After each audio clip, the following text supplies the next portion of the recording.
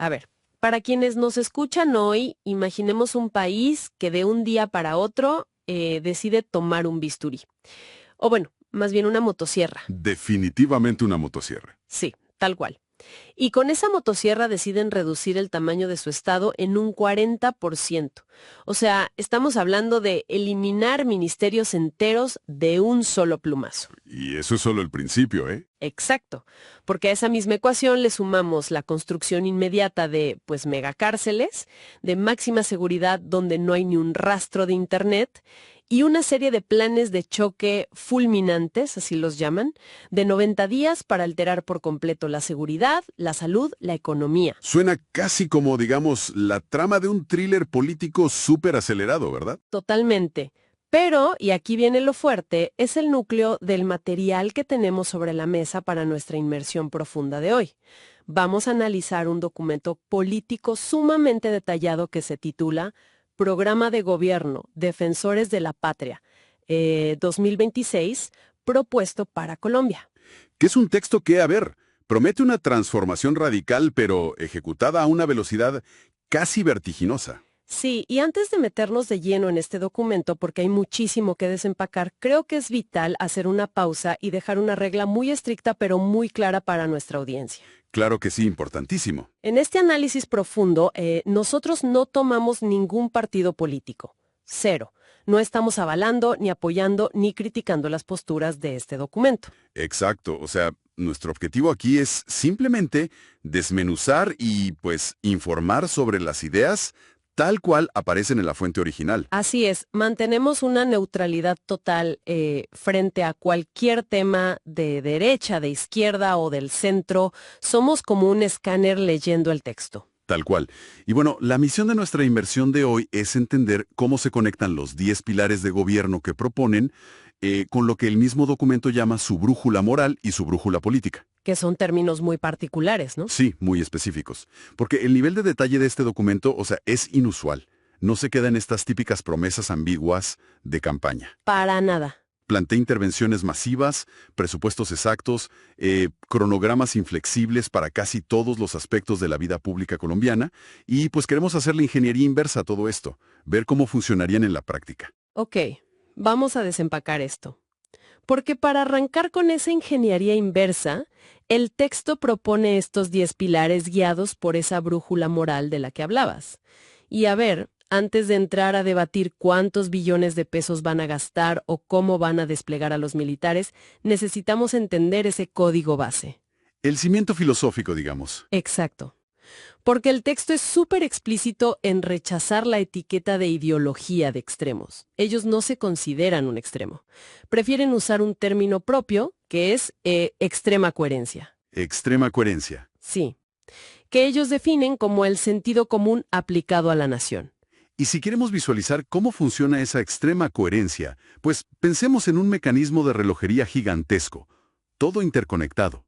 Si giramos el engrane de los valores morales, forzosamente hacemos girar el engrane de la economía y el de la seguridad en una dirección muy específica. Todo está amarrado. Todo el programa está atado a 5 principios que el texto cataloga como innegociables. El primero es la familia. Que describen como el núcleo sagrado, ¿no? Exactamente, el núcleo central y sagrado de la sociedad. El segundo es el trabajo, posicionado como la única vía legítima para el progreso individual. El tercero, y esto es clave, es la fe, Ajá. que establecen de manera súper explícita como una base moral y espiritual anclada específicamente en valores cristianos. Valores cristianos, ¿ok? Sí. El cuarto es la propiedad, exigiendo un respeto pues absoluto al esfuerzo individual. Y el quinto, que nos va a dar mucho de qué hablar más adelante, es la seguridad.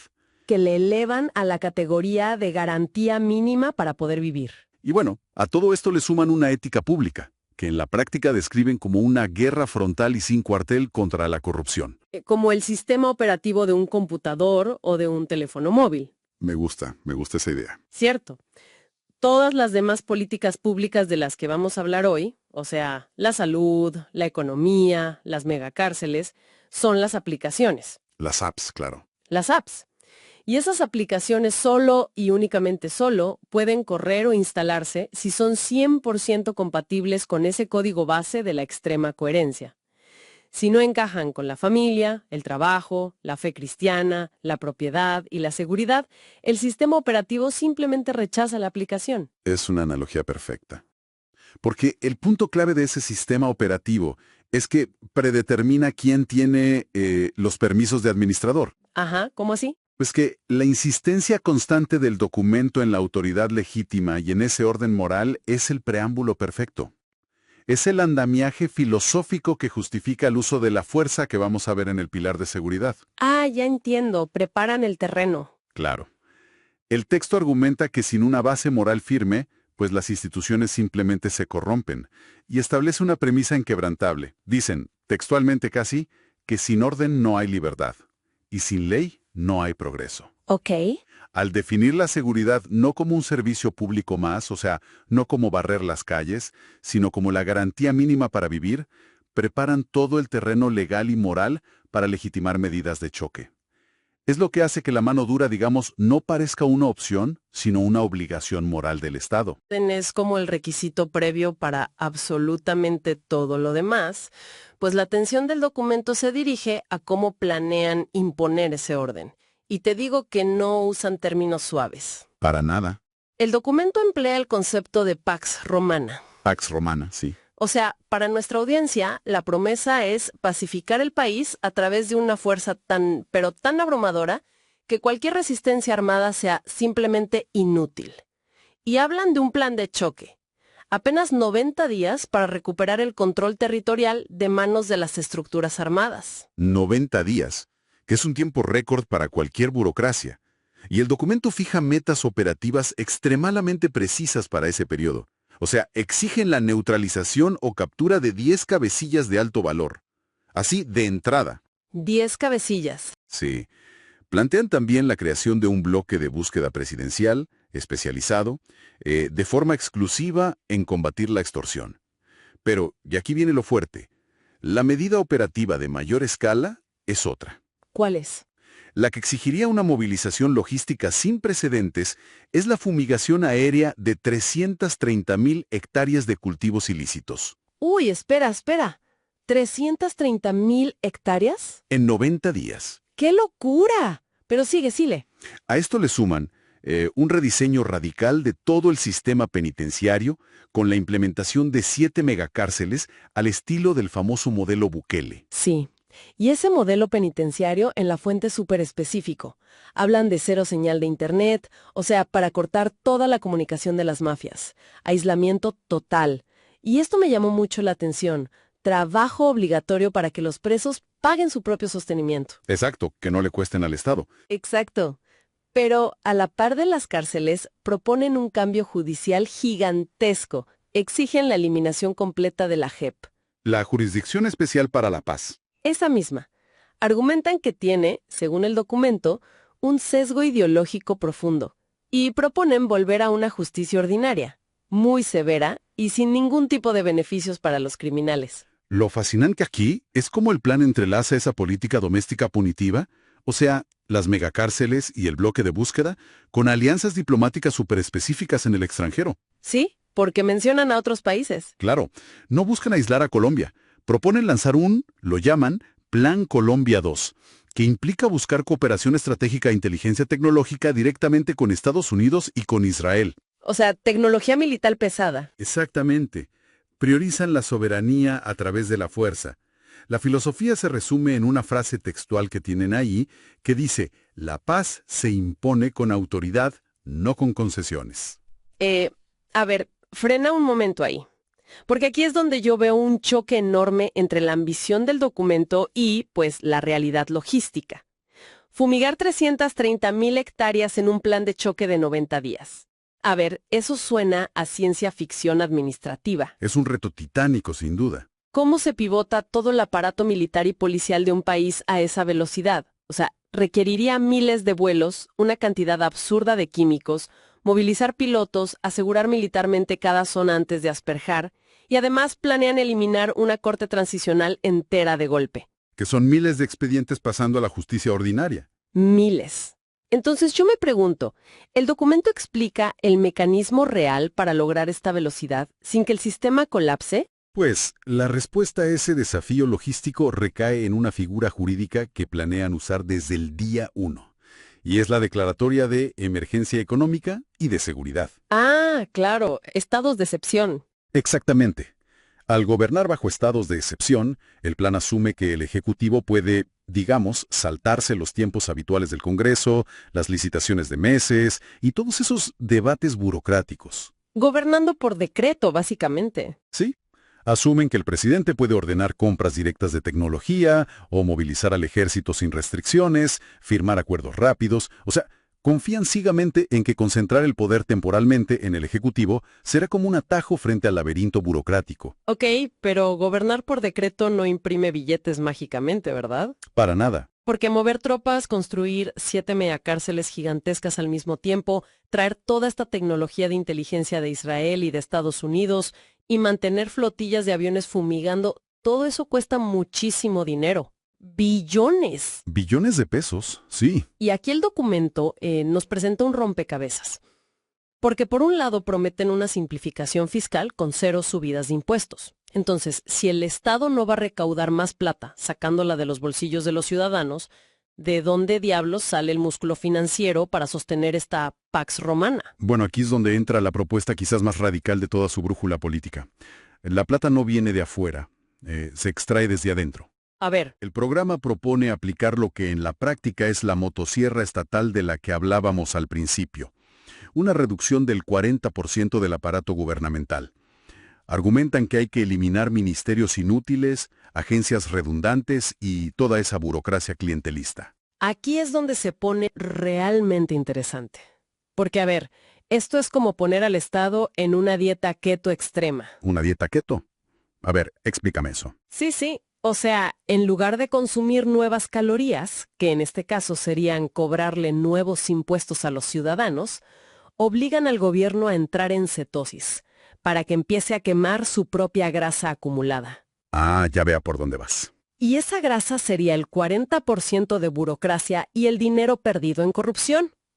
Al quemar esa grasa, generan la energía, o sea, los billones de pesos para pagar sus planes de seguridad. Es una excelente forma de verlo, porque el modelo matemático del programa depende casi enteramente de esa eficiencia administrativa.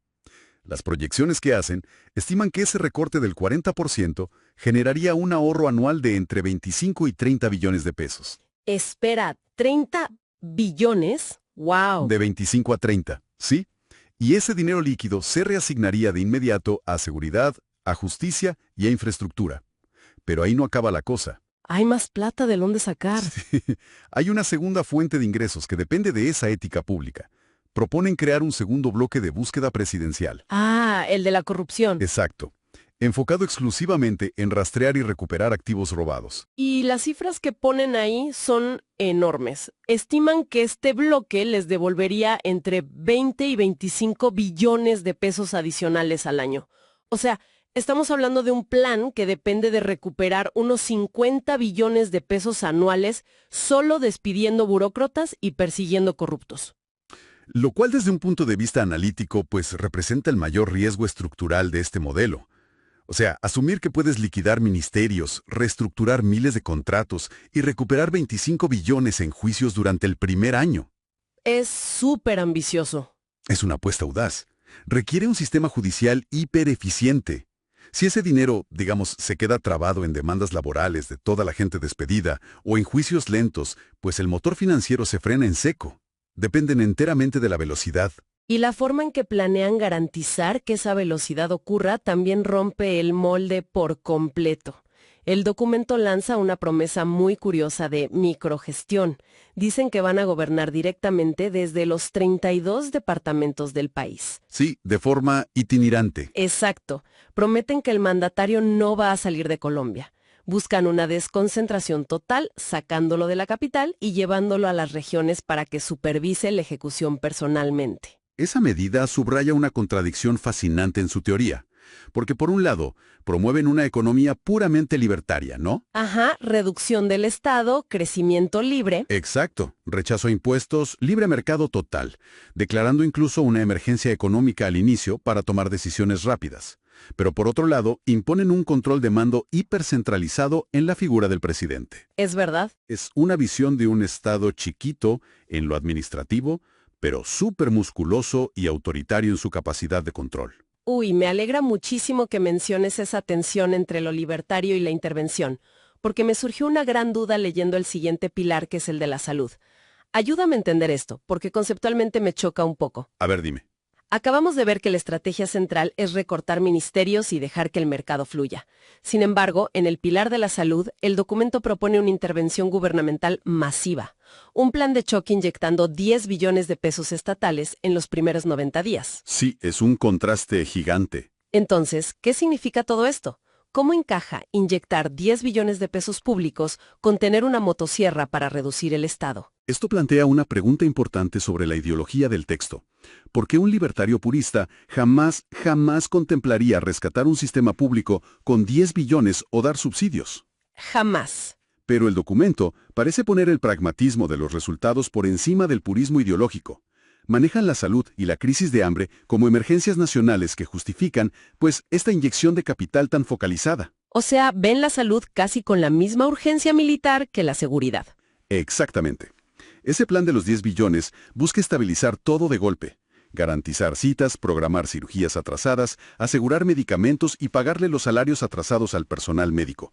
Pero ojo, la inyección no es un regalo. Ah, no. Viene con condiciones. Viene con una auditoría implacable a las EPS, que son las entidades promotoras de salud. La regla es binaria. La EPS que no cumpla, se liquida. Cero salvavidas a ineficientes. O sea que recortan burócratas para poder financiar la emergencia en los hospitales. Pero incluso ahí no dejan que el Estado opere solo. Para modernizar los hospitales regionales, proponen usar APP, las alianzas público-privadas. Quieren capital privado ahí. Y para la salud rural, hablan de brigadas móviles con telemedicina satelital. Es puro pragmatismo. Que también se ve en lo social. Mencionan subsidios focalizados específicamente a madres y programas masivos de prevención desde la infancia, con deporte para erradicar el hambre. Intervención pura, pero muy focalizada. Total. Bueno, para hacer una recapitulación rápida y enérgica para nuestra audiencia, hemos explorado un documento que propone un giro veloz y estructurado. Combina economía libertaria, valores cristianos tradicionales, una reducción drástica del 40% del Estado y una política de seguridad implacable con megacárceles y erradicación masiva. Y al mismo tiempo inyecta billones en salud. Y para dejar a quienes nos escuchan con una reflexión final, el documento entero está obsesionado con la velocidad. Sí, todo es en 90 días. Exacto. Planes de choque de 90 días, recuperar territorio, inyectar billones, declarar emergencias. Y la pregunta que queda flotando es, ¿cómo sobrevive un plan diseñado para moverse a la velocidad de una startup tecnológica dentro de un sistema democrático que, por naturaleza, está lleno de contrapesos institucionales diseñados precisamente para frenar los cambios abruptos? ¡Wow! ¡Qué gran punto! Es la fricción absoluta entre la velocidad y la democracia. Muchísimas gracias a nuestra audiencia por acompañarnos en esta inmersión profunda. Nos escuchamos en el próximo análisis.